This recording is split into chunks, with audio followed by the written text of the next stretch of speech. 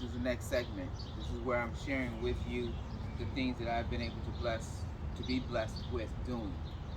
I came out here and we began this project, or I began this project, 1 o'clock in the morning, because as I said, I'm a chronic pain patient and an insomniac, so I do things with my time, like read, like learn, like do this.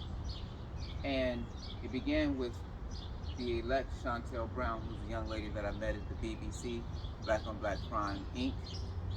Okay, and then she was gracious enough to come to our pre-Mother's Day brunch. And you can check out One Man's Opinion channel by Vashawn F. Head, where I have family pictures of that. So this is what I began to build. I have put pictures on Facebook to show the progress of this, which was nothing but just grass and weeds, basically, with a dead path. These flowers, I have to tell a story, if you wouldn't mind. I'll tell you a little story about these flowers. All these flowers, with the exception of the ones that are tall, which is the ones I planted when we first moved here 15 plus some odd years ago, came from Vic's Floral on Fleet in Slavic Village.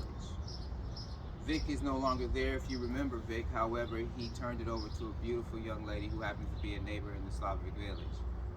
And she had surplus, so she had to bring him home. She told me I could have whatever I wanted. That turned into me basically doing all of this and planting all of this, and then getting and planting all of this. Her donation also went to at least half the neighborhood, and that's not an exaggeration. And it also went to two very, very wonderful baby sisters of mine, Earlene and Shirlene. Hello, family. How are you? Let me know about that next food hookup. See, that's what I do. I have family all over because we're family here in the Flame. And with that stated, I take surplus because that which is stored must be used. We sit up and we laugh about the Egyptians, which is our heritage, our beginnings. And we talk about them wanting to take it with them, how silly that was, and look where it's at now. If I may ask you a humble question, what is the difference in that and holding on to it for as long as you possibly can until the day you die? Absorb that, please. Come back and share with me. Pause it. Now that we're back.